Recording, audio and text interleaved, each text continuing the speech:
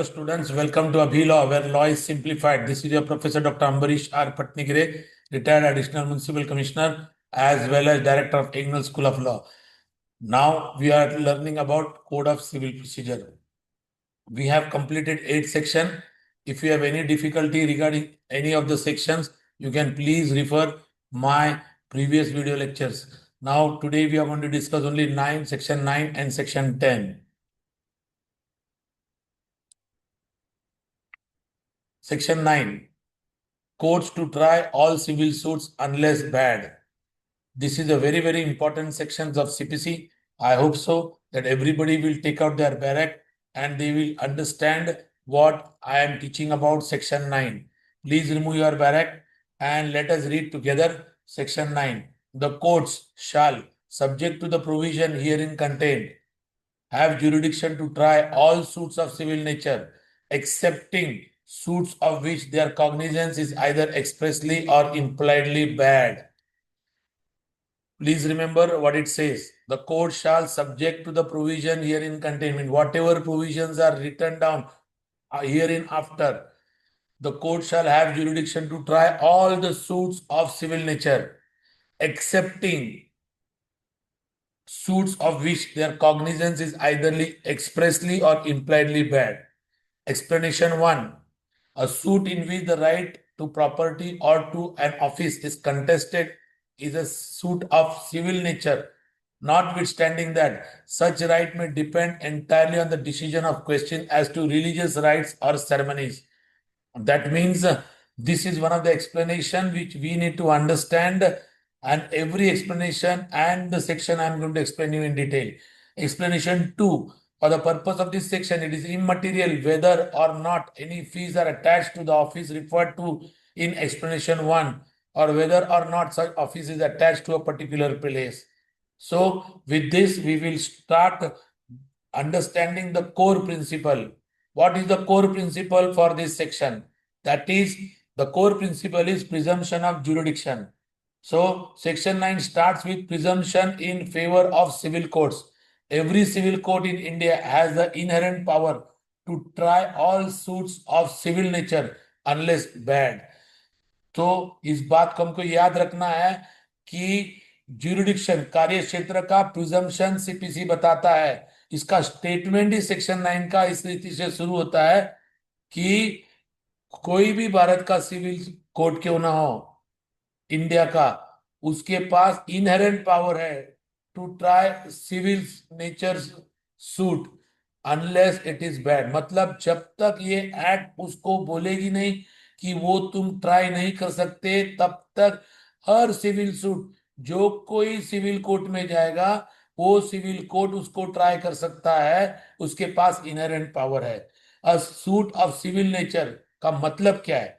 A suit of civil nature broadly includes any dispute involving right to property, मतलब immovable हो या movable हो, right to office और position, personal right, example contract, torts, family matters, any enforceable legal rights under civil law, excluding criminal matter. This is subject to the provision herein contained, meaning other sections of CPC. मतलब 15 से 20 जहां ये provision बताए गए excluding on pecuniary and territorial jurisdiction may limit how this power is exercised. तो हमने ये देखा प्रिजम्पशन। दूसरा एक्सेप्शन क्या है? एक्सप्रेसली और impliedly barred suit. Expressly barred मतलब क्या?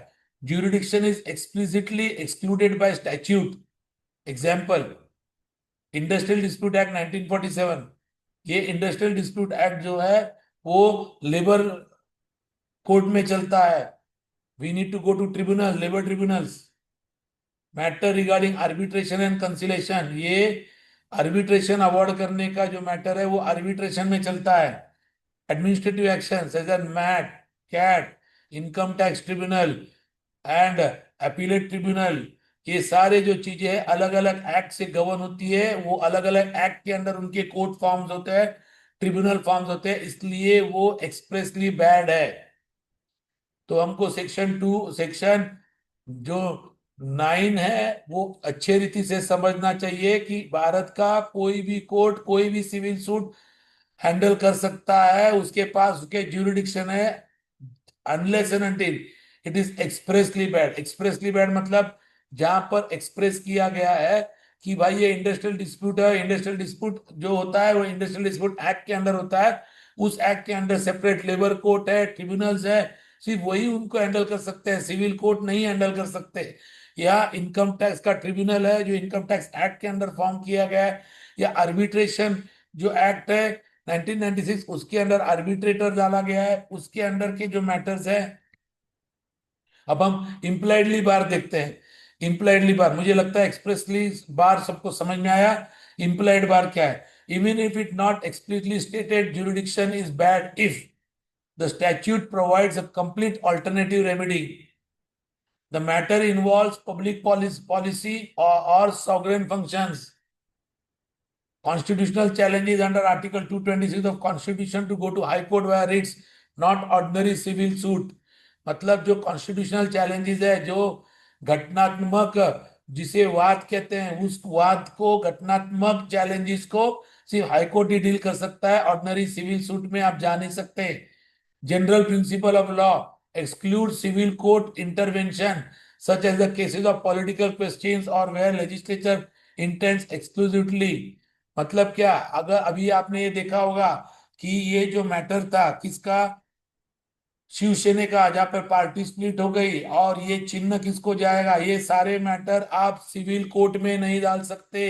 इसके पावर सिर्फ directly under article 226 high court के पास है और सुप्रीम कोर्ट के पास है। Supreme court in Rajaram Kumar Bhargava versus union of India laid down criteria whether the statute creates a complete code with remedies, whether the civil court can grant relief, the special forum cannot, if the special forum decision is final, non-reviewable by civil court. If a suit is bad, the civil court must dismiss it for lack of jurisdiction under 7 Rule 11। याद रखना, order 7 rule 11 बोलती है, ये power देती है, under this rule and under this order the civil suit can dismiss the plaint because of lack of jurisdiction। Scope and limitation देखते हैं। What constitute a civil court, civil suit? It must seek enforceably civil rights. अगर civil suit है तो civil right enforce होना चाहिए। Mere moral और religious obligation में civil suit दाखिल नहीं होता। लेकिन एक्सप्लेनेशन 1 कहता है कि हाइब्रिड केसेस आ सकते हैं। jurisdiction versus merit, section 9 deals with subject matter jurisdiction। मतलब कौन सा subject matter civil court handle कर सकता है, ये सेक्शन 9 बताता है। A court can decide its own jurisdiction but cannot assume it arbitrarily। Hierarchy of courts, while section 9 grants broad powers, section 15 to 20 refines it। Start with the lowest competent court territorial limits, which is based on cause of action। मतलब section 9 में broad power है, लेकिन 15 to 20 हर courts का limits declare करता है। No bar on judicial review, even if a suit is barred, civil courts or high court retain power for judicial review if the special forum acts ultra vires beyond the powers as held in L. Chandrakumar versus Union of India। This upholds Article 14 equality of the Constitution। अब हम की judicial interpretation देखते हैं section 9 के। Most एवरेंट पीएमपीए metropolitan versus मोरन मार्थोमा। ये मार्थोमा जो church है उसके मेट्रोपॉलिटन जिसको हम प्रीस्ट कहते हैं उसका मैटर है ये। Religious dispute over church property are civil if they involve right to office और प्रॉपर्टी। उसके बाद Saraswati versus Lanchan, suits for declaration of title to property are civil even with ceremonial elements। State of Andhra Pradesh versus Manjit Lakshmi Kantarao, implied bar applies when statute provides a self-contained remedy like under tenancy law. देखिए मैंने आपको बताया से explanation one clear cut बोलता है religious matter में civil suit दाखिल नहीं होता जब तक वो प्रॉपर्टी के रिलेट नहीं होता है मैटर, या राइट टू पोजीशन पर मैटर अगर नहीं होगा तब तक वो सिविल सूट नहीं बनेगा, ऐसा एक्सप्लेनेशन वन बोलता है। ठीक है, तो हमने की जुडिशियल इंटरप्रिटेशन बताया। देखते हैं सिग्निफिकेंस और प्रैक्टिकल इंप्लीकेशन। सेक्शन 9 का प्रैक्टिकल इम्प्लीकेशन क्या है? Section 9 ensures civil court remains the default forum for justice, preventing a vacuum in the remedies. It promotes efficiency by directing cases to specialized bodies where needed. Example, consumer forums under the Consumer Protection Act 2019. However, over-reliance on the bar can lead to delays if parties forum shop. In practice, plaintiff must plead facts showing civil nature and no bar. Defendant can challenge jurisdiction via application under Rule 7, Rule 11. Appeals on jurisdiction go to higher courts.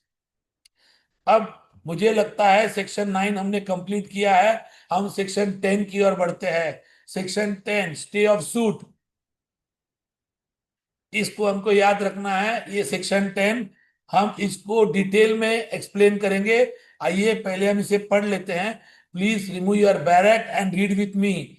No court shall proceed with the trial of any suit in which the matter in issue is also directly and substantially in issue in a previous instituted suit between the same parties or between parties under whom they or any of them claim litigating under the same title where a suit is pending in the same or any other court in India have jurisdiction to grant the relief claim or in any court beyond the limits of India established or continued by the central government having like jurisdiction or before the Supreme Court. तो हम section 10 अच्छे रीति से समझ लेंगे। अब हमने section 10 पढ़ लिया। एक्सप्लेनेशन देखिए। The pendency of suit in a foreign court does not प्रीक्लूड the court in India from trying a suit founded on the same cause of action. इसका क्लियर कट मीनिंग ये है कि भाई एक बार आपने एक कोर्ट में एक मैटर डाल दिया और पार्टी सेम है और सब्जेक्ट मैटर भी सेम है, तो आप दूसरे कोर्ट में ये मैटर नहीं डाल सकते। इसका सेक्शन 10 का मतलब ये है। आइए हम की नोट देखते हैं। The section uses mandatory language, no court shall proceed. इसका मतलब अगर किसी ने सूट डाल दिया कोर्ट में और ओपोनेंट ने लाकर बता दिया कि भाई ये मैटर दूसरे कोर्ट में भी है, सब्जेक्ट मैटर यही है, पार्टी भी सेम है, तो वो जो कोर्ट है वो उसको एंटरटेन नहीं करेगा। पहले ही हियरिंग में उसको प्रोसीडिंग को स्टे देगा जब तक उसके कंडीशन मेट नहीं होते। Explanation also clarifies that foreign court pendency does not automatically bar Indian court. उसके बाद हम condition for application of section 10 को देखते हैं। कौन कौन सी कंडीशन सेक्शन 10 को अप्लाई करती है, मतलब कहां पर कोर्ट तुम्हारे सूट को हियरिंग प्रोसीड नहीं कर सकता, इसके कंडीशन को देखते हैं। और लैंडमार्क जजमेंट है मनोहर लाल चोपड़ा वर्सेस सेठ हीरालाल। ये AIR 1962 सुप्रीम कोर्ट का जजमेंट है। previously instituted suit, there must be a clear earlier suit that was filed before the current one. The date of institution of filing determines priority, not the date of hearing. इसका मतलब ये है कि जिस तारीख पे वो फाइल किया गया है वो तारीख, वो आज का जो सूट फाइल हो रहा है उससे पहले की होनी चाहिए। हियरिंग की डेट को हम कंसीडर नहीं करेंगे, फाइलिंग के डेट को हम कंसीडर करेंगे। हो सकता है कि कोर्ट में फाइलिंग हो गई हो लेकिन उसकी हियरिंग नहीं हुई हो, और ऐसे टाइम पर प्लांटिफ ने उसी सब्जेक्ट मैटर पर दूसरा सिविल सूट दाखिल कर दिया दूसरे कोर्ट में, तो सेक्शन 10 के अंडर वो बार हो जाएगा। No court will proceed. ये क्लियर है। अब हम matter in issue directly and substantially same होना चाहिए। जो दोनों सूट का जो मैटर है वो matter in issue substantively same होना चाहिए, direct and substantively identical, incidental, collateral. For example हम लेते हैं, if a suit A is for the recovery of possession of property based on title, suit B is for the same property on the same title ground, then section 10 applies. याद रखना है, partial overlap isn't enough. The issue must be such that a decision in one suit would resolve the other. इसका मतलब जो question है दोनों suit के जो डिसाइड करने के हैं वो सेम होना चाहिए। एक सूट में अगर क्वेश्चन डिसाइड हो गया तो दूसरा सूट का क्वेश्चन ऑटोमेटिकली रिजॉल्व हो गया। उसके बाद सेम पार्टीज और देयर रिप्रेजेंटेटिव, पार्टीज भी सेम होनी चाहिए, लिटिगेंट पार्टीज अलग नहीं होनी चाहिए। पेंडिंग इन कॉम्पिटेंट कोर्ट, दोनों सूट कॉम्पिटेंट कोर्ट में पेंडिंग होना चाहिए। This includes any Indian court with jurisdiction, foreign court इसको में ये इंक्लूड नहीं करता। स्कोप और procedure, what is state? Only the trial is stayed, not the entire suit.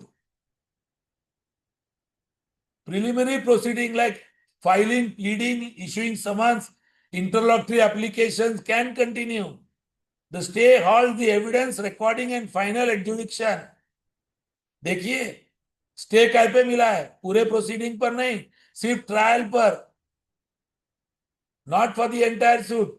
आप नोटिस निकाल सकते हैं, समन इश्यू कर सकते हैं, प्लीडिंग को फाइल कर सकते हैं, इंटरलॉक्टरी एप्लीकेशन दाखिल कर सकते हैं, लेकिन एविडेंस रिकॉर्ड नहीं होगा, जजमेंट नहीं हो सकता है।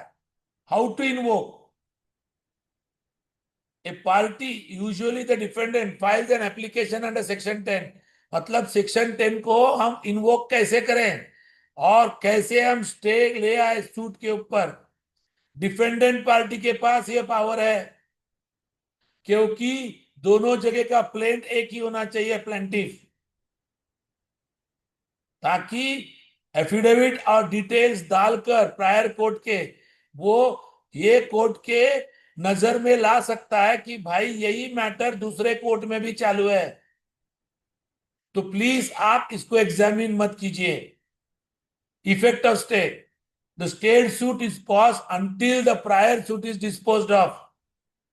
एक बार वो डिस्पोज हो गया तब तक इस पे स्टे लगेगा, और उसमें के प्रिंसिपल अगर वो डिसाइड हो गए, उसके क्वेश्चन अगर रिजॉल्व हो गए वो सूट के, तो ये सूट में भी अगर वही क्वेश्चन है तो सेक्शन 11 अप्लाई होता है, रेस जुडिकाटा, जो हम आपको एक्सप्लेन करेंगे, जिसके वजह से सूट को परमानेंट स्टे मिल जाता है। नो ऑटोमेटिक स्टे, यहां पर आपको ऑटोमेटिक स्टे नहीं मिलेगा, डिपेंडेंट को कोर्ट के नजर में लाना पड़ेगा एफिडेविट के द्वारा और एप्लीकेशन के द्वारा कि भाई यही मैटर दूसरे कोर्ट में भी जारी है। Appeals and revision, order under section 10 are appealable under order 43 rule 1। मार्क करके रखिए, सेक्शन 10 के पास लिख कर रखिए, इसमें पास हुई ऑर्डर अपीलेबल है और इसके लिए ऑर्डर 43 रूल 1 है। Exception and limitation, it does not apply to criminal proceedings. ठीक है, स्पेशल लॉ में फैमिली कोर्ट ओवरलैप करता है कभी कभी क्रिमिनल प्रोसीडिंग्स को भी के साथ। Arbitration proceeding, foreign suits, consolidation of alternative, if the suit are in the same court, section 10 doesn't apply. Instead, court may consolidate it under order 4A और inherent power. Order 4A लिख कर रखिए, कब? अगर दोनों सूट एक ही court में हैं। चलिए जुडिशियल इंटरप्रिटेशन और केस लॉज को देखते हैं। इंडियन कोर्ट्स में जो स्पेशल केस लॉज है सुप्रीम कोर्ट के, has refined Section 10 through his precedent judgments. Amitabh Bagchi versus Anna Bagchi. Supreme court ने क्या बोला है? Emphasize that identity of matter in issue must be substantial. Mere similarities in relief isn't sufficient for applying Section 10. Chitwalsa Jute Mills versus JP Rewa Cements. Supreme court ने क्या बताया? Held that Section 10 applies even if suits are in different states, as long as the prior court is competent. मतलब दोष अलग अलग state में क्यों ना हो, अगर पहले वाला स्टेट कोर्ट कॉम्पिटेंट है, सेक्शन 10 अप्लाई होगा. Pukhraj D Jain versus Gopal Krishna clarified that stay in mandatory if conditions are met, but court can refuse if it leads to injustice.